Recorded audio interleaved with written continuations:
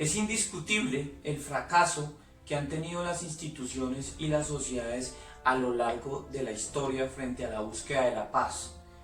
Hemos visto cómo a través de la historia el hombre, mediante la creación de leyes, normas, de instituciones, de órganos, ha buscado llegar a ese estado de equilibrio y de estabilidad social que tanto requieren las sociedades actuales.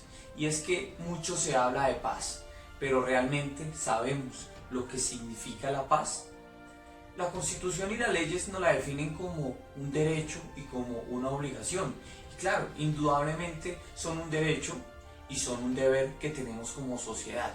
Pero yo en lo personal considero que es mucho más que eso. Yo considero que la paz es una equivalente, que la paz es el resultado de nuestros propios actos y que para llegar a ese estado de equilibrio y de estabilidad como sociedad tenemos que entender que tenemos que darle más prioridad a los principios, a los valores, que a las redes sociales, que a los realities, que a las series y que a las novelas. Que esos derechos y esos deberes que han sido consagrados en estatutos, en decretos, en acuerdos, en tratados y en convenios, son la base y son el cimiento para lograr una paz estable y duradera. Que sin lugar a dudas, la institución más importante dentro de una sociedad es la familia, pues es el núcleo fundamental de toda sociedad. Cuando la familia y el hogar vuelva a ser la primera escuela, sin lugar a dudas, esa escuela volverá a ser el segundo hogar de todos los ciudadanos. Y claro, el cambio llegará cuando los derechos y garantías pasen de ser una exigencia a ser una virtud, cuando esos deberes se dejen de ver como una exigencia y se conviertan en un hábito. Y sin lugar a dudas, el derecho a la vida es inviolable. Todos nacimos libres e iguales ante la ley. Tenemos libre desarrollo de la personalidad. Están prohibidos los tratos crueles y los tratos inhumanos, la desaparición forzosa. Tenemos derecho a un trabajo digno, a la educación, a un ambiente sano. Pero también tenemos obligaciones. La obligación de engrandecer la Constitución y las normas. El deber de respetar los derechos ajenos y jamás abusar de los derechos propios.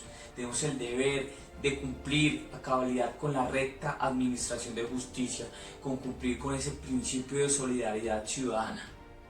Y es que indudablemente las cosas tienen que cambiar cuando los ciudadanos seamos conscientes y consecuentes frente a los mecanismos de participación democrática, cuando dejemos de vender nuestro voto, nuestra conciencia, cuando no hagamos un uso responsable y consciente de esos mecanismos tan importantes que nos ha otorgado la Constitución y que nos ha otorgado la ley.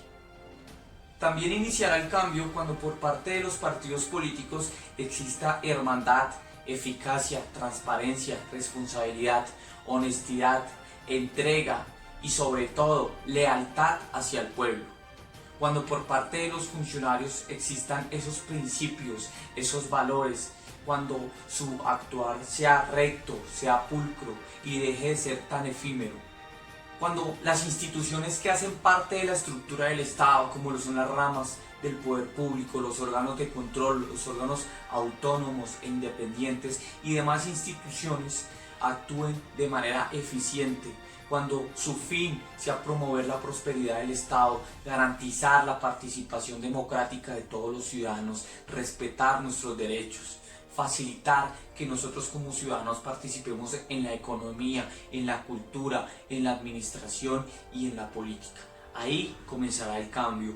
Mientras eso no suceda en nuestra sociedad, estaremos a años luz de alcanzar la paz.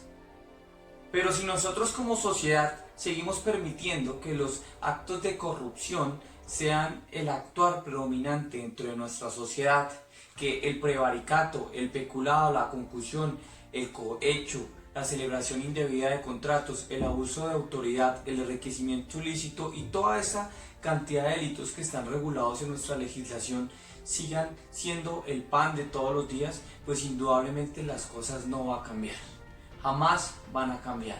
Y es que tenemos que velar porque el mérito, la inteligencia, la disciplina, en compañía de todos esos principios y esos valores, sean la base y el fundamento para que los ciudadanos ocupen cargos públicos, y no la burocracia, el facilismo, la cuota o el favor político.